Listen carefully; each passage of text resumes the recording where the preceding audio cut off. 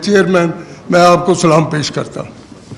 جناب آپ طریقہ انصاف کے تو چیئرمین ہیں، لیکن عوام کے دلوں پہ آپ کی حکمرانی ہے اور آپ عوام کے وزیر اعظم ہیں۔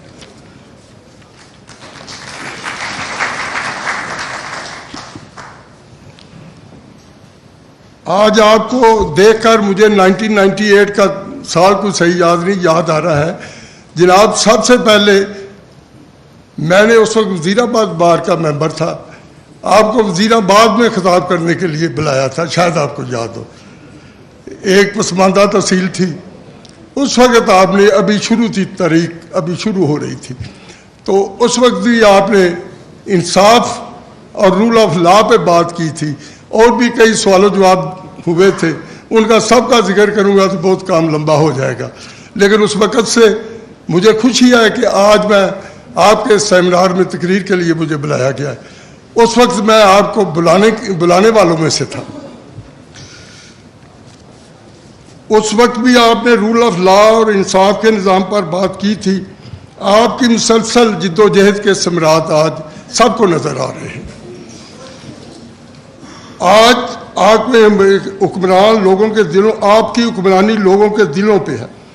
جناب خان صاحب، 2000 سال قبل مسیح بابل کے بادشاہ حمورانی نے اپنے دربار کا نظام چلانے کے لیے ایک ضابطہ ترتیب دیا تھا، جسے پہلا قانون قرار دیا گیا، اور حمورانی کو first law giver of the world کا لقب دیا گیا۔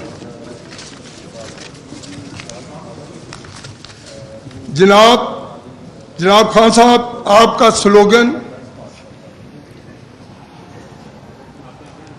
ایاک نعبد و ایاک نستعین اور لا الہ الا اللہ، یہ اتنا عظیم فلسفہ ہے جو لوگوں کے دلوں میں اتر چکا ہے۔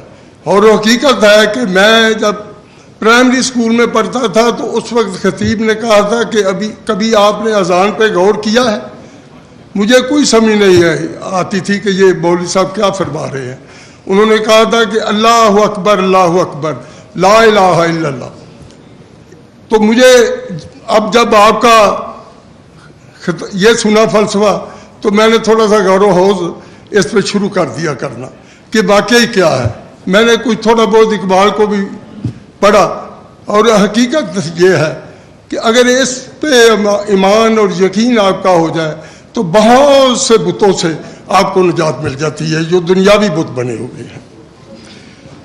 یہ ایک فلسفہ حیات ہے، اس کو اپنانے سے خودی جنم لیتی ہے۔ خودی، اقبال نے بھی تو کہا ہے خودی کا سر نہاں ہے لا الہ الا اللہ۔ اور پھر آگے جا کے اقبال نے، میں اس کا عرض کروں گا جو کہ مجھے کم از کم اکثر دوستوں کو کہتا ہوں، اس نے اس کو اس طرح سمجھا کہ بتوں کو تجھ سے امیدیں خدا سے نا امیدی، بتوں سے تجھ کو امیدیں خدا سے نا امیدی، مجھے بتا تو صحیح اور کافری کیا ہے۔ آئین پاکستان کا تحفظ عدلیہ کی ذمہ داری ہے۔ آج جو موضوع زیر بحث ہے اس کے حوالے سے اس میں آئین کے چند آرٹیکل کا حوالہ دینا بڑا ضروری ہے۔ Article 3 elimination of exploitation, article 4 rights of individual, article 8 fundamental rights, article 10 fair trial, article 19 freedom of speech, article 19 rights of information, اور آرٹیکل 25 ایکویلٹی آف سٹیزن۔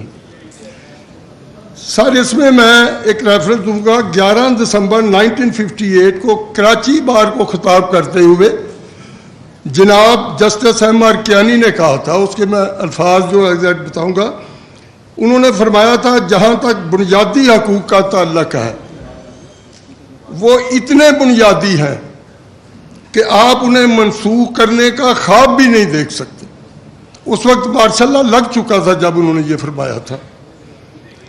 تقریر کی آزادی، ملزم کا حق دفاع، قانون کی نظر میں برابری، یہ معاملات وہ نہیں جن کو بنیادی حقوق قرار دینے کے لیے کسی اعلان کی ضرورت ہے۔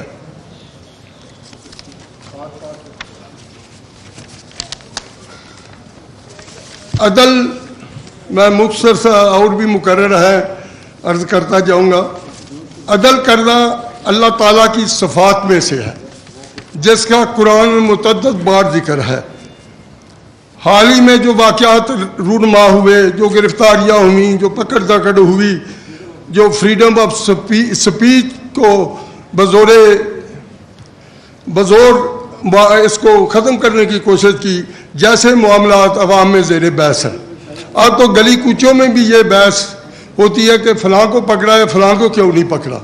اور مجھے یاد ہے کہ بے شمار لوگوں نے بڑے واضح انداز میں اداروں پہ تنقید کی تھی, اور کچھ نے تو نام لے کر تنقید کی, اور توہین آمیز جو الزامات تھے وہ لگائے گئے, لیکن کچھ نہ ہوا, ان کے خلاف کچھ نہ ہوا. عوام اسے ڈسکریمنیشن کہتے ہیں. جب عدل کرنا اللہ تعالیٰ کی صفات میں سے ایک ہے تو میں یہ عرض کروں کہ فطرت نے کبھی ایسا نہیں کیا کہ کسی کو شاد کام کرے اور کسی کو محروم کر دے.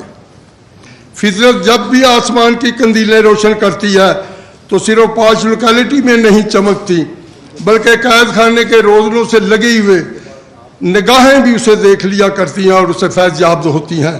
میں ایک قانون دان کے ادنا طالب علم کی حیثیت سے یہ عرض کروں گا کہ ڈیو پروسیس آف لا جو ہے وہ فالو نہیں ہو رہا, اس کو مسلسل نظر انداز کیا جا رہا ہے, اور یہ بات پریشان کن ہے. بلکہ جو ورلڈ جسٹس پروگرام ہے اس میں جو تھی ہماری, Pakistan ranked 130 out of 39 countries on the rule of لا.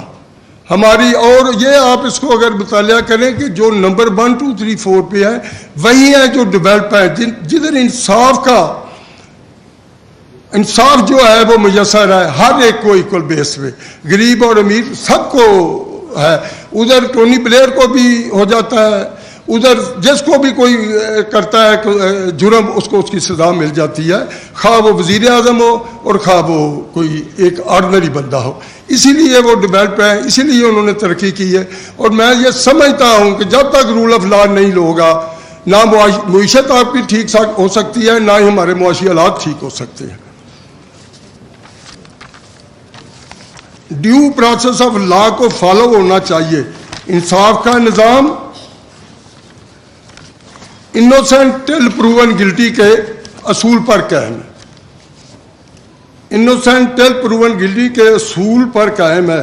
حکومت وقت fundamental rights, freedom of speech, right of information کو زور بازو سے دبانا چاہتی ہے.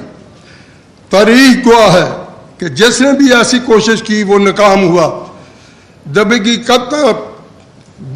کب تلک آواز آدم ہم بھی دیکھیں گے. عدلیہ بنیادی حقوق کی محافظ ہے.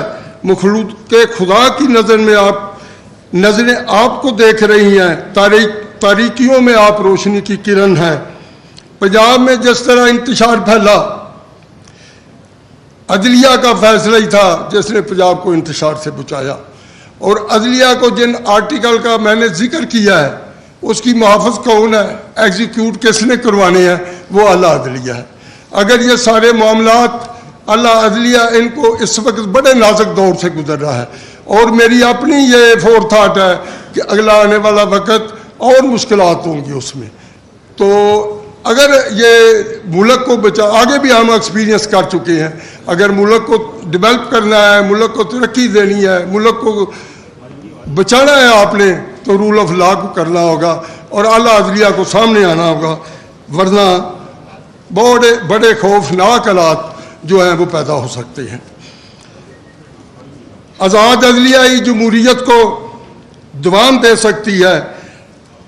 جن آرٹیکل کا میں نے ذکر کیا ہے ان کی محافظ ایک عدلیہ ہی ہو سکتی ہے. مجھے خوف ہے کہ اگر آزاد فیصلے نہ ہوئے اور عدلیہ نے کوئی ایکشن نہ لیا تو عوام الناس یہ کہنے پہ کہیں مجبور نہ ہو جائیں کہ اس کی عدالت میں نہ لے جاؤ مجھ کو, اس کی عدالت میں نہ لے جاؤ مجھ کو, وہ تو ناکردہ گناہوں کی سزا دیتا ہے. آخر میں آپ سے اجازت چاہوں گا, آپ کا دعا گو ہوں तुम्हारा कमाल तरक्की करे। मैं एक दुआ के साथ आपसे इजाज़त लूँगा। खान साहब, तुम्हारा कमाल तरक्की करे क़यामत तक, तुम्हारा जमाल बढ़े उम्र जामदा की तरह।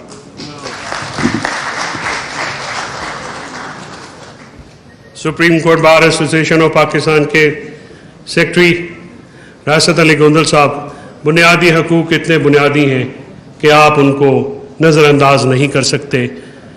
ये बात आज भी उसी ज़ोर शोर से हमें करनी होगी जब कस्टोडियल टॉर्चर के सबूत देने के बावजूद जजेस कैदियों को, मुल्ज़मान को फिर उसी कस्टडी में दे देते हैं, तो फिर निज़ाम इंसाफ पे इन सवाल ज़रूर उठेंगे।